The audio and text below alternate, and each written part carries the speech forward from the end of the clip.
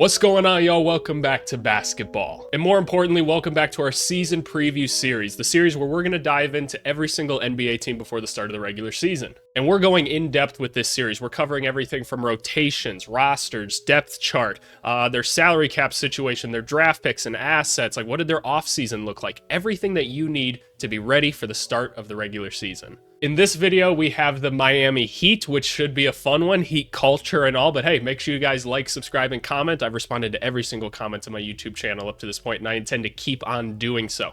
All right, let's get into it. Alrighty, y'all, as you can see, we have a lot to cover with the Miami Heat today. So we're back here on the preseason preview, whatever I'm calling this series, I still don't remember. Spreadsheet, for those of you that are curious, I build these spreadsheets to kind of help articulate this whole story and help bring some visuals to the conversations that we're having. So I build out all of this stuff to kind of help us talk about it. If you want access to the spreadsheet, it's pretty easy for you to get. All you have to do is leave me a comment saying like I would like access to the spreadsheet or something like that. I'll then give you a link to join my Discord. From there, once you're on the Discord, just shoot me a DM saying, hey, I was one of those people, can I have access to the spreadsheet? I'll give it to you right there. Nice, plain and simple. And if you want to hang around the Discord afterwards, please do. We're actually about to add some cool new features because my wonderful people in the Discord, thanks so much to you guys, we're going to be adding some cool new features onto there very, very soon. So very much looking forward to it, but let's talk about the Miami Heat. The Heat had an interesting season last year, all said and done. Like it wasn't like typical Miami Heat, mostly because they didn't either go to like they didn't go to the finals for once, right? Like, oh man, like the Heat didn't somehow just like find all the willpower in the world to just mow through the East and eventually get there. Like, oh no, I've seen some Heat fans in like a lot of different places like complaining about the team and everything. Your team has been overachieving for forever. Relax, okay? Like, I understand that you've only won so many championships or whatever, right? Like, just take it easy, right? Some of us are Chicago Bulls fans. It's not that easy. But anyway, the Miami Heat, they made some interesting moves last season. They've got a really interesting roster this year. There's a lot of question marks still, but every single season, I feel like we all go into this being like, yeah, we're ranking our teams, and like, okay, can see this team finishing first, second, third, yada, yada, yada.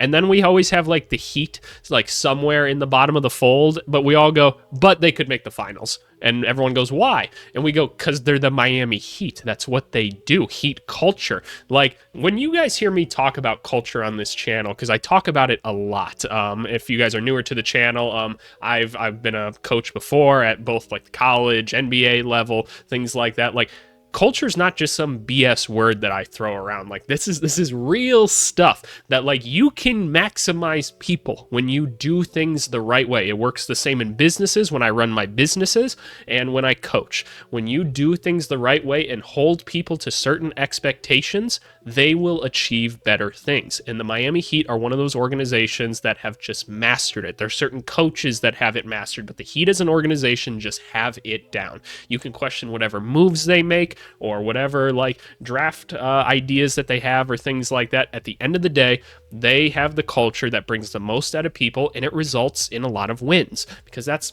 just how it works. It just is. I promise you that's how it works. And at this season, I presume is going to be no different. But anyway, last year the Heat were 46-36. You know, nothing crazy to write home about, but a solid record nonetheless. Franchise status is always contending. I don't think I could change this bar if I wanted to. I'll show you guys the other options that I choose from when building this stuff, but I'm pretty sure the Heat just always have this set to contending, right? Like that's just what they do. Going into goals right away, and I talk about the goals early on in the video because I want you guys to have these in the back of your mind as we're talking through the rest of the stuff in this video. The first one is find a way to maximize money. You're going to see when we look later, the salary cap situation right now is pretty dicey. Like we're very much on the cusp of like a couple different ways of going about things. So how do we maximize the situation that we're in right now, right? Because it's going to be complicated. So figuring out an effective way to do that is going to be important. Next one is point guard depth. When we take a look at the depth chart, we're going to see that not only are we struggling with depth, we just don't literally have the position like on the team. We've got like one point guard on the roster right now, and that's kind of it. There's other guys that have like played some point guard in the NBA, but I think we've all seen, especially from recent memory with like the Phoenix Suns last year, you can have three guys that could get you 30 points every night, but when you don't have somebody that that can just run an offense or steer a ship, it's kind of a problem. So that's just a position that you need to address. And then, can we add another star? I know, and there's a reason I wrote not easy by it, because look, it's hard to add stars, especially with how the rules work nowadays. Especially, I don't actually know if they can even legitimately do it. They might not even be able to, but it feels like this team is a star player away from being like in true contention. But that's just a topic I want to bring up as we're kind of exploring deals and things like that, what can actually be done. But let's go start with their offseason so we could get a picture for what they kind of did to try to set themselves up. All right, so here's a snapshot into the Heat's offseason. As you can see, I have 3 different like categorizations of like players from the offseason. We have drafted players. You guys are smart. You guys can interpret what that one means. Player departures, so players that were on the roster last year that are no longer on the roster, and then players brought in, players that weren't on their roster last year that are now on their roster. So let's start off with the draft. Miami Heat, you guys just always draft the right player, don't you? You always just, whenever the Heat are up on the board and they make a pick, I feel like all the rest of us fans, and I want you Heat fans to know this, we all go, man, that was such a good pick.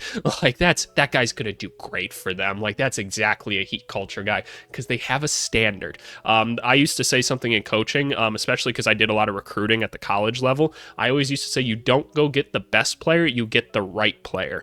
And the Heat always get the right player. And I'll let you know, I won a couple conference championships in my time in college coaching and stuff with March Madness, things like that. So, like, the standard is the standard, right? Like, that's just what it is. Kel'el Ware. I think all of us going into this draft, I think so many fan bases were just like, if we took Kel'el Ware, we'd be pretty happy with it. His skill set is very, very, very interesting. Sophomore coming out this last year, 7-footer. What do we see out of him right away? We see a guy that played good interior defense. Mind you, his first year was pretty lackluster, but his second year he figured a lot of things out, so that's awesome. That means he can take it, he can learn, he transferred, right? Found a system that worked better for him. Awesome. Good interior defender. Athletic. Moves his body very well. I know I've already sold you on this 7-footer, right? But guess what? He can step out and hit threes at times. You're like, okay, tell me more. Well, we've seen him put the ball on the floor a little bit. You're like, okay, this is amazing. Yeah. That's pretty much it. There's certain things with like some of his decision making at times can be a little bit questionable, but like he's young and like how much do you really want him even doing that? We don't know. The point is the Heat went and got a legitimate backup center that can back up Bam, because some of their most effective times is when Bam is on the floor, right? I think a lot of us can agree Bam is a very, very good basketball player. Now you've got somebody that can supplement the rest of his minutes. Compare it to the Dallas Mavericks, right? As soon as they went and got Daniel Gafford to pair with Lively, they're like, okay, we always have great center play now. This is perfect, and this is what the Miami Heat can most likely do now, and this guy's got a great teacher in Bam that he can learn from and work off of. He's not going to have a ton of pressure right away, but he can come in and be a very effective and dynamic player for them almost immediately, and there's some logic to say that he could even play next to Bam. I probably wouldn't do that in great quantity, but nonetheless, it's an interesting thought. And then we got Larson over here, who, again, just feels like a guy that in 2 years could be a role player for them. Probably just going to be a wing shooter or something like that. Don't expect to see much of him this year, but he did get like a full roster spot despite being a second-round pick, so good for him. He'll be on the team this year. Again, probably just going to be a developmental piece for them for the time being. Moving on to player departures, the one of great significance here is Caleb Martin. Caleb Martin is one of their many in their long history of great development stories. He was a guy that really turned out for them, became a nice starter for them. Good shooter, good defender, really good at catching and attacking at the rim and keeping the offense going. He's going to be very valuable in Philadelphia this next year. He just went, found a new change of scenery, got a decent amount of money, so he's on the way out, and that is a tough loss for them because he was a really nice player for them. Moving on to DeLon Wright. DeLon Wright had some moments for them last year. He ended up playing a decent amount of their backup point guard. He hasn't been picked up by anybody, I don't believe, at least. Was it the Bucks? Why do I think the Bucks for some reason? I'm having a hard time keeping track of some of these like last couple things. So you guys let me know in the comments because I'm not going to look it up.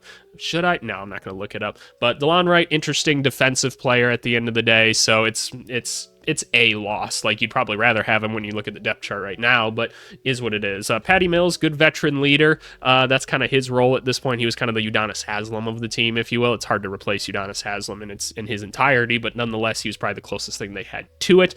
He's now in Utah, I believe Utah. Yeah, I'm almost positive it's Utah. So he's out now. And then Orlando Robinson, we just talked about him in like a Kings video or something like that. I believe that's where he is now, just kind of a reserve big man for them. Not that big of a deal. Players they brought in, they capitalized on the services of Alec Burks.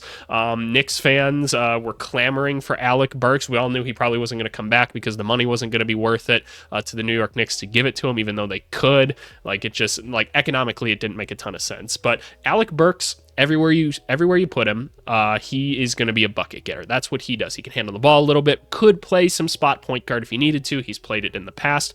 Probably not the ideal position for him, but Alec Burks, if you give him 20 minutes on the court, he will get you 12 points easily in his sleep. Just, he's one of those pure bucket getters. Like, when he gets going, pretty hard to stop him, right? And he's just kind of he's been hidden on NBA teams for years. I remember him back in Utah and just being like, damn, this dude gets buckets.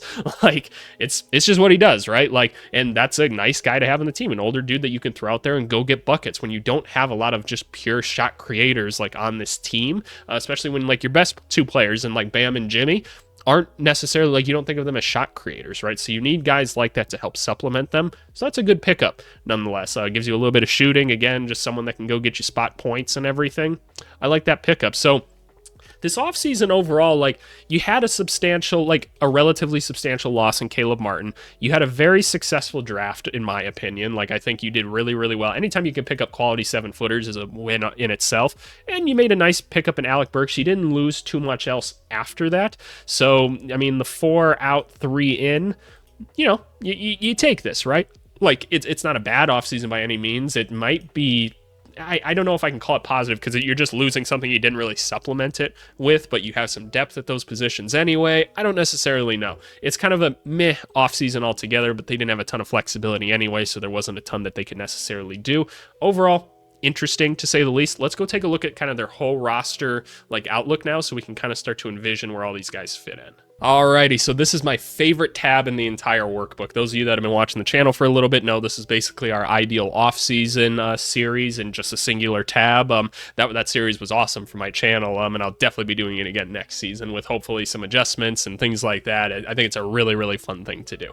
Anyway, this is everything that's included on this sheet. So obviously you see depth charts like here, things like that, right? We're also going to talk about like roster and like salary situations. We're going to talk about draft picks. We're going to talk about overall just like salary cap situations.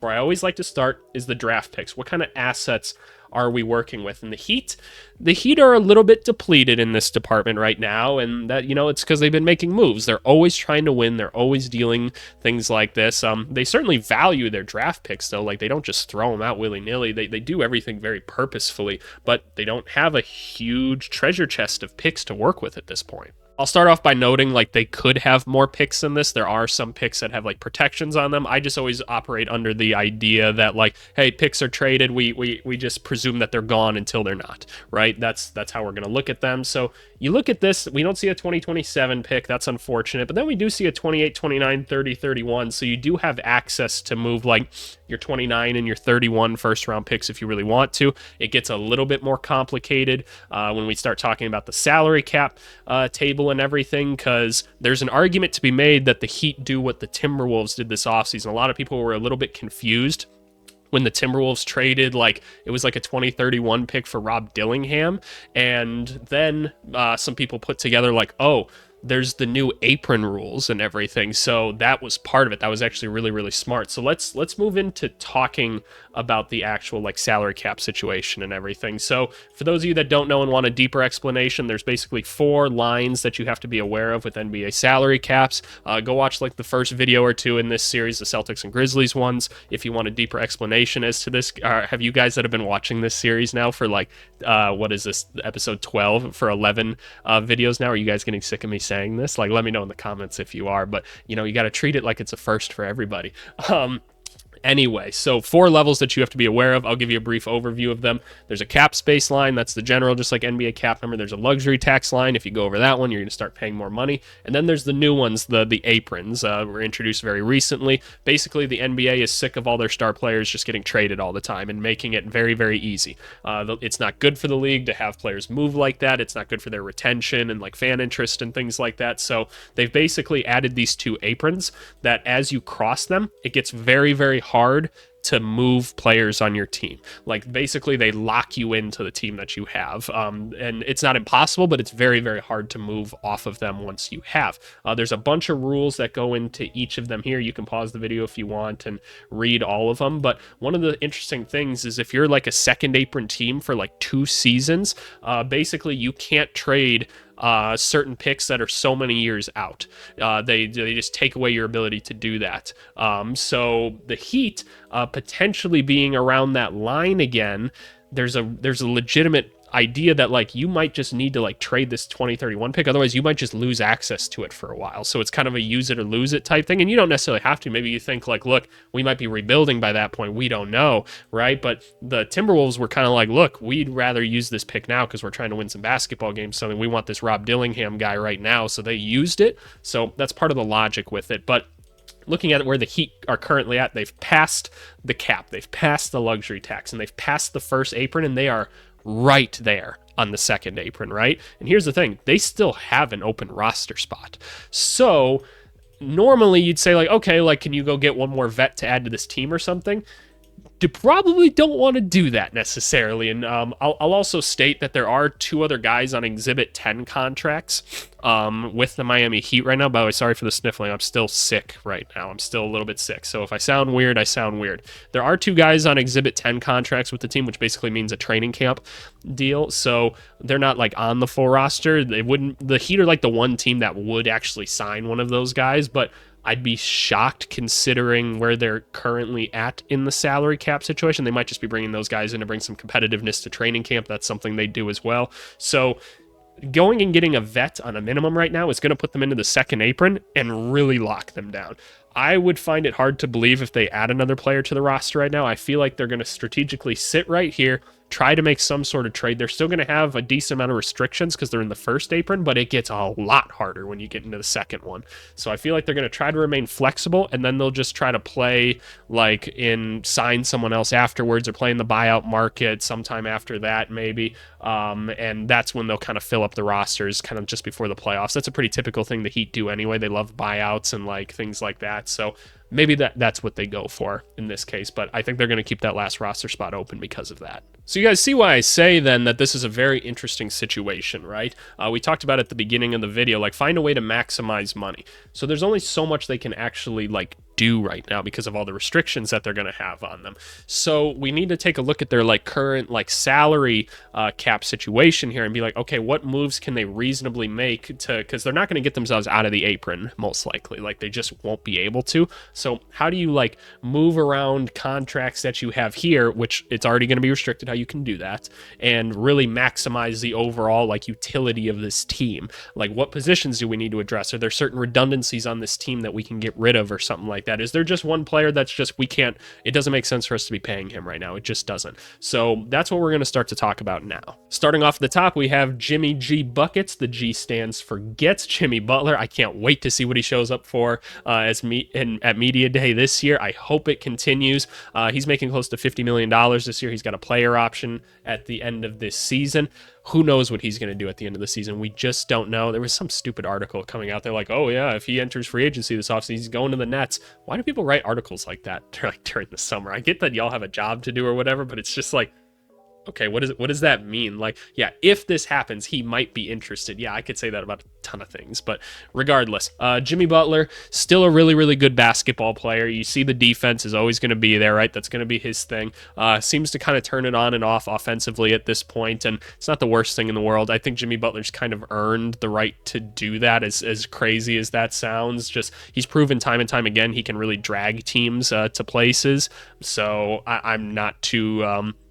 I'm not too like worried about it necessarily. I'd like to think that Jimmy Butler can still turn it up come playoff time and kind of make a difference. Like, what seed do we really think this team's going to get anyway? It's kind of hard to tell. So Jimmy Butler still being on the team, he embodies Heat culture to a T. He's that guy. He's their leader. Makes a ton of sense. Bam Adebayo just coming off his Olympic gold medal. Congratulations to him. Very dynamic center. I think one of the things that's cool is he's starting to find like new ways to actually get closer to the rim. I had some complaints about him maybe like a year and a half ago where I was like, yeah, like Bam, it's cool that you're starting to make some of these like mid-range shots and everything, but I'd really just like if you were like really big and athletic and just kind of roamed and got closer to the rim a little bit more. That'd be fun for me, and I think it'd be a more effective like offensive game for you. And we're starting to see that a little bit now, which is awesome. But the Heat still run a lot of offense through him because he's a smart player, he's a good passer, things like that. A lot of those handoff actions I've implemented into other teams' schemes. I'm not gonna lie, one of the teams we coached in college, we literally just watched Miami Heat basketball for like maybe 4 weeks straight in the summer and just recreated all their plays. The handoff action is so deadly, and I'll let you know this. I try not to give away the teams that I was like a part of and everything because that's just not important for like my content and everything. But we were the #1 offense in like all of college basketball, Division 1 through 3. And we were #1 in like assists, points scored, like defensive rebounds, like just a ton of things, like 3-point field goal percentage. Like it was crazy, and we did it running Heat offense. So Bam is a big center point for a lot of that, and it got me interested in like the Kings offense and stuff. So really a cool thing to study if you guys are interested. Moving on to Tyler Hero. This is where we start to get into a few more question marks, right? So Tyler Hero, we feel like, and I know Heat fans will probably kind of echo this in the comments, I feel like he hasn't gotten better since his like rookie season, which like obviously he has, but like you guys know what I'm saying, like we're still kind of hovering around that like 20-ish points per game. Like he's a really good scorer in that sense. He can hit tough threes and everything. That's awesome, and like he overachieved as a rookie, that's for sure. But one of the things we were hoping we'd see like more results out of him is like being able to be a guy that can like create his own shot, like go off the dribble and make some things happen and like get to the hoop a little bit better. There were certainly times where he was hitting some tough layups and things like that in the playoffs last year, but generally we still don't necessarily want him with the ball a ton. Like the turnovers remain pretty high, and some of the decision making in general just seems a little bit iffy. And I know a lot of Heat fans have said like, no, dude's not taking it seriously. Even Pat Riley's told him he doesn't think he's taking him seriously, and Pat Riley doesn't like joke about this stuff. Like he's like, no, he has to get stronger, and like he has to get smarter, and like he has to get better, like, and that's the expectation, right? So, and I mean, Tyler Hero makes a lot of money, and some other teams would probably be really interested in him. So I wouldn't be surprised if there's a lot of Heat fans in these comments that are like, I would like to trade Tyler Hero for something else. Now, because you're in the first apron, what is it? What is the percentage? Yeah, you can't take back more than 110% of the salary. So it gets kind of complicated. Luckily, we're not in the second one, so you can take back multiple players, or you can still like aggregate players together if you need to and stuff like that, and it's not that complicated. But maybe you'd feel better about just having like 2 role players or something like that that are close to his salary. I don't know. I'd be curious to hear what you guys think. Terry Rozier, a guy they brought in last year via trade, which a lot of us thought made a lot of sense. Heat culture guy, very tough attitude guy, ready to fight at all times, which I love. He was a shot maker. That's what he does, right? And we were all like, that makes a ton of sense. The Heat need a point guard. They need a guy that can go get points. Terry Rozier can get you 20 points at any night. Perfect. Unfortunately, he got hurt last season and didn't get to show a whole ton, and he didn't get to appear in like postseason play at all. So that's unfortunate, but we get a full like season of Terry Rozier on the Heat now. That's exciting. I'd have to imagine he's going to be a player that sticks around. Duncan Robinson, every Heat fan's like favorite trade idea in fantasy and everything. Duncan Robinson, he's like figured out how to shoot again. That's awesome. That mental stuff can really get to you and everything. It really can. But $20 million for Duncan Robinson, I think we all agree is probably a little bit much, considering like the shooting is really the only part of his game, given it's very, very good. But could we use the $19 million better? We go back to my goals to find a way to maximize money. What can we use Duncan Robinson for? Because there's teams that'll be fine with Duncan Robinson. I mean, the Detroit Pistons, right? Like they're like, we'll take his shooting and you can have some of our role players. Like that's fine by us. We can afford to pay him that right now. There's going to be some team that's willing to make something like this happen. So do you do it? How do you do it? That's a big question mark. Haywood Highsmith, another developmental gem that they've found. Really good defender. He's starting to turn into a better like perimeter shooter and a guy that can like play in transition, stuff like that. Very hard worker, got himself a new contract. Very, very exciting for him. Good stuff for Haywood Highsmith. Kello Ware, we already talked about the rookie. They brought K Love back, just a good veteran leader to have on the team. Find it hard to believe that he'll get like true rotation minutes at this point. He has slowed down a lot. especially when the three-point shot isn't quite as lethal anymore. Like, I still trust Kevin Love to get me like really tough-ass rebounds and things like that and still be a good passer, play physical defense, if nothing else. Like, I'd feel comfortable with him guarding like a back to the hoop center or something like that. I'm like, yeah, K-Love got this, right? Like, he's just smart enough and old and wise enough to where it'll be totally fine, but he got himself a nice 2-year deal, so good for him. Jaime Jaquez, yeah, the rookie from last year. Very interesting. Again, when he got drafted, everyone went, oh, yeah, that was so perfect. That makes so much sense for them to take Jaime Jaquez. Jaime Jaquez, I don't think we gave enough credit to either way. And by the way, he has a team option at the end of this year. They're going to pick it up. They're going to pick it up. Jaquez played so many different roles for them last year. First, he was kind of having to earn a spot in the rotation. Then all of a sudden, he was a key rotation player. Then he's a starter. And then some nights he's not a starter. It's just whatever they needed him to do, he was there. We saw a lot of just fancy footwork out of him, ability to just find open shots, right? Like, he's like, I'm going to get to my spots one way or another, despite me not being like traditionally explosive as an athlete. Like, he can go up and like he can jam and stuff like that, but it's not like one of those where like he's defying gravity to do it type things, and it's not happening very suddenly. Like, it's very gathered and it's very like thought out and things like that. And he has a very pretty game to watch overall. But overall, like we saw a bit of everything: the playmaking, the shooting, the creation with the ball and everything. He broke some ankles at points last season, which is awesome. So where does he go season 2? I don't know. He's a little bit older of a guy for how many years he's been in the league, but regardless, I mean, your second year in the NBA, there's just going to be some development, and even into year 3. So what level does Jaime Jaquez go to? And I think you guys see, I don't even have him in the starting 5 necessarily when there's a good argument to have him there. I won't be offended if you guys think he probably should. We'll look at the minutes later, but nonetheless, Jaime Jaquez is a very valuable player on this team. It's like, okay, maybe you move someone else just because you're like, okay, I actually feel pretty good about the people we have at this position. So something to think about there.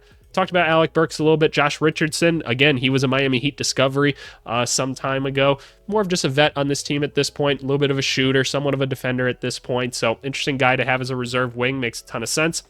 Got Thomas Bryant next, who's just going to be a reserve big for them. Good reserve big option. We've seen a lot of good things out of Thomas Bryant in his career, but he's been hurt a couple times. I just like the size and the energy that he can play with. Nikola Jovic. This is going to be an interesting one for them.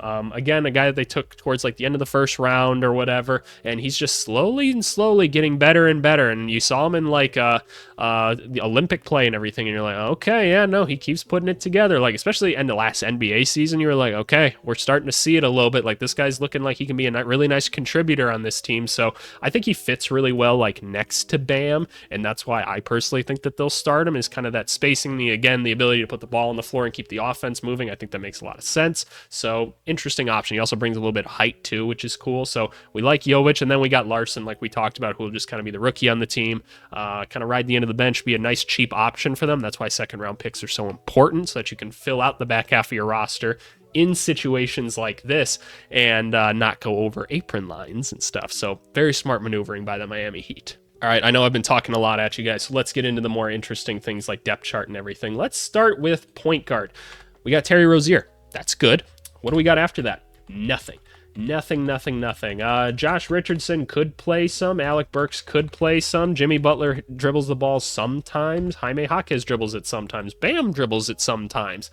We need more point guards on the roster, though. We've got to redistribute some things somehow. There's a lot of wings on this roster, as we'll talk about.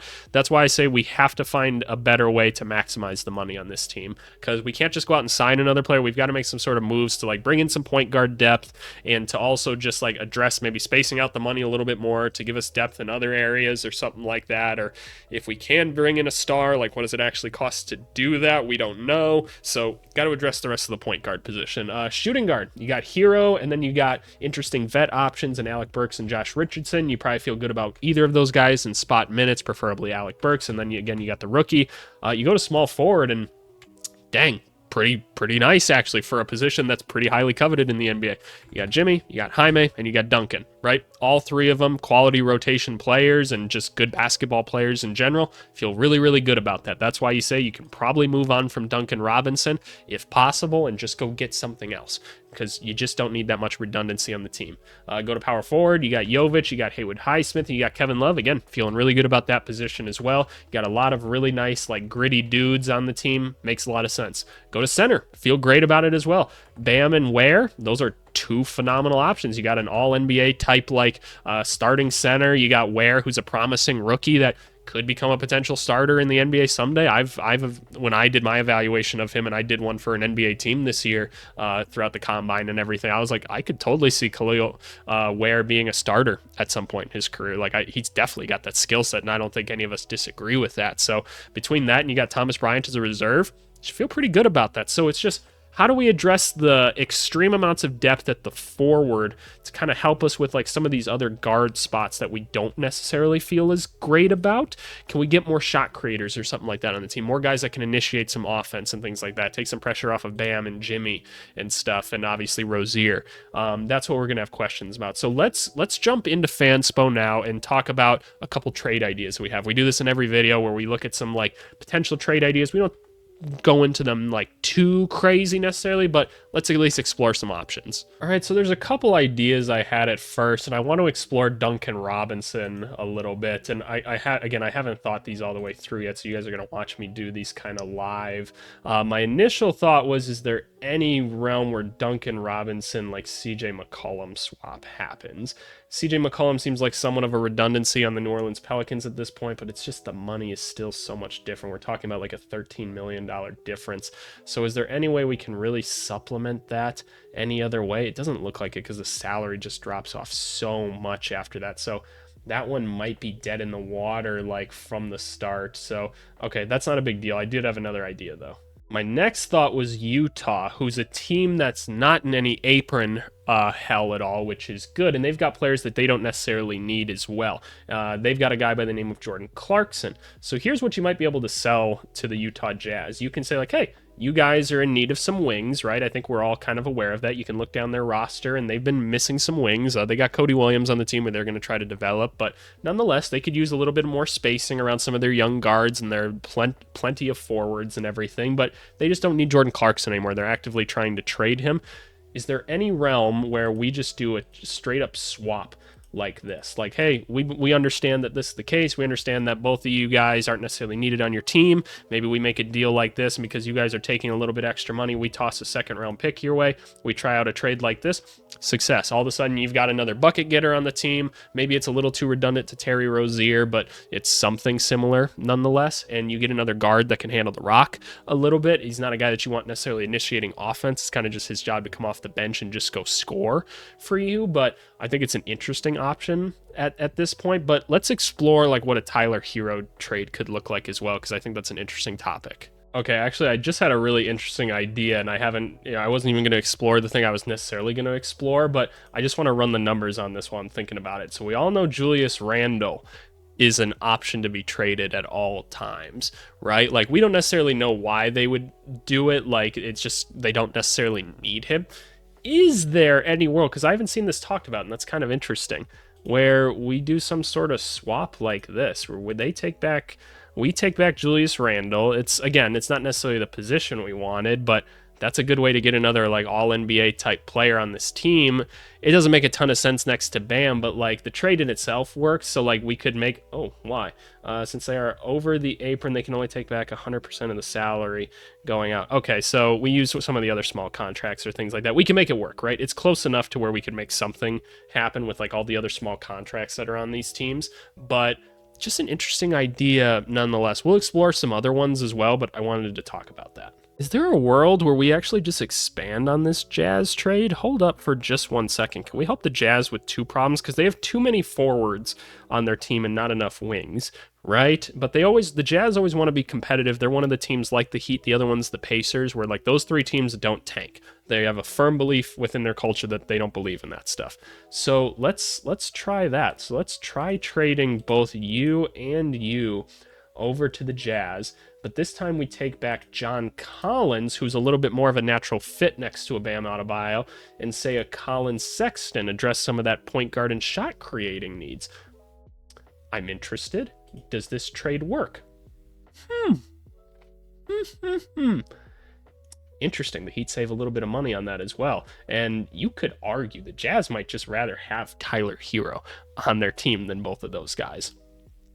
You guys let me know what you think in the comments. I like this trade a lot. I think it's cool. All right, now that we've talked about like their current situation enough, let's move on to rotation. So here we have the rotation tab. This one I always put the question mark on because, look, we don't know what it's going to be at the end of the day. This is just kind of my visual of it. I always, when I was coaching, would kind of take the time to be like, all right, where do we want players' minutes to kind of end up throughout the year? Like, because there's going to be some games where you play more and some games you play less, things like that. Where do we want it to kind of average out at? And this is what I drew up for the Heat. As you're going to see, there's a lot of consistency, especially along the top. 32 minutes, 32 minutes, 32 minutes, because these are important players for us.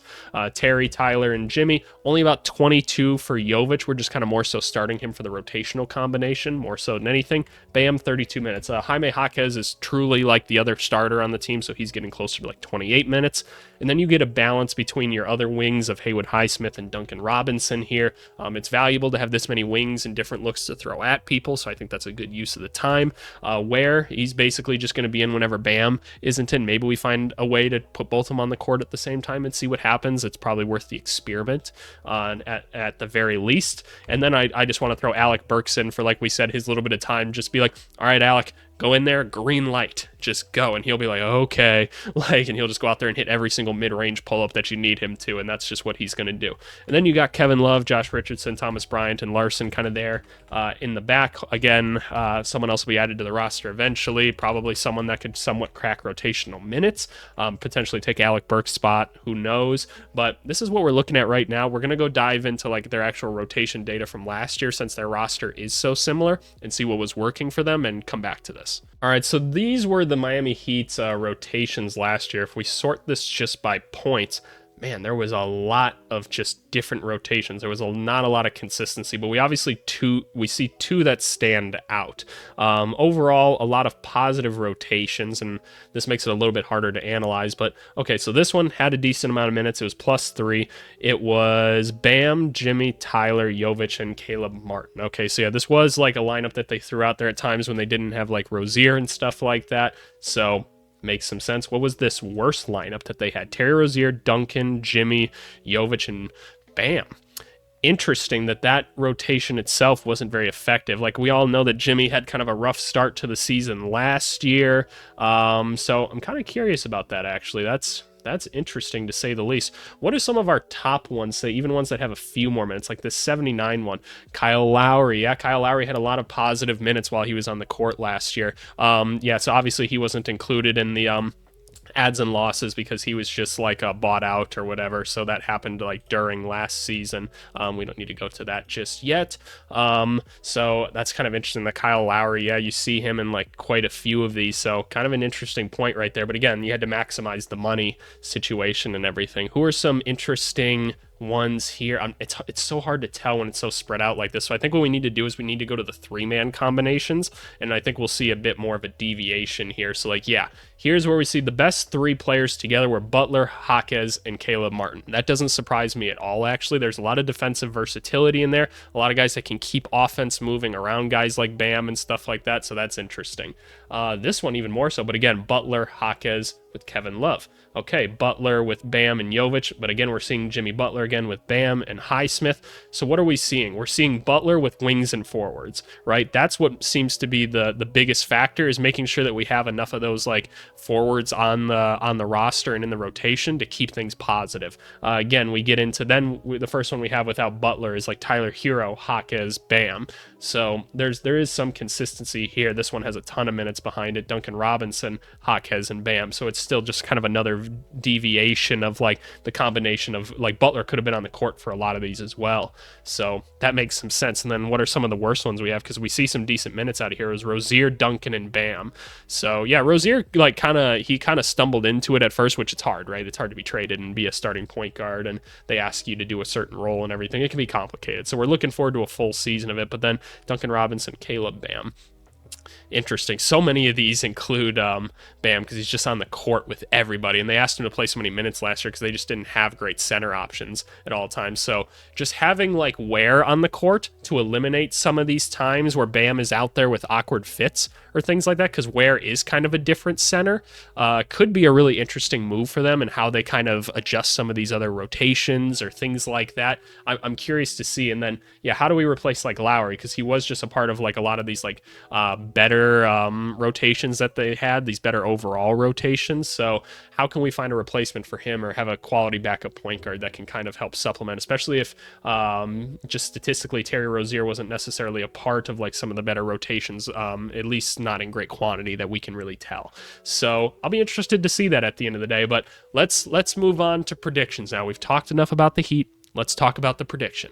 All right, so much like the Kings one from yesterday, I anticipate that this one could go a lot of different ways in the comments section. I could see an argument for pretty much any single direction.